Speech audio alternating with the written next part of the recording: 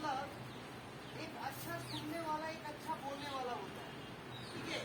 एक good speaker is a good listener, और एक अच्छा बोलने वाला एक अच्छा सुनने वाला होता है, ठीक है। जब तक आप अच्छा से सुनेंगे नहीं तब तक आप अच्छा से बोल नहीं सकते, ठीक है। अगर आप अच्छा बोलते हैं इसका मतलब एक अच्छा सुनते भी हैं, ठीक है ना। तो कुछ भी बताया जाता है, कोई हो, मैं हूँ या फिर कोई और हो, देखते हैं डॉक्टर बताता है कि भाई आपको कब कब खाना है, तो आप 25 पर जाकर पूछते हैं कि ये दौड़िया कब खाना है, क्यों?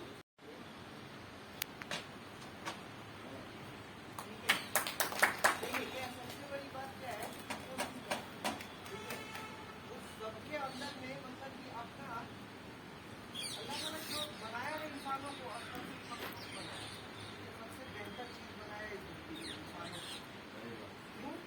क्योंकि वो सोच सकता है, ठीक है। बाकी जानवर, पेड़ पौधे ये सब सोच सकते हैं क्या?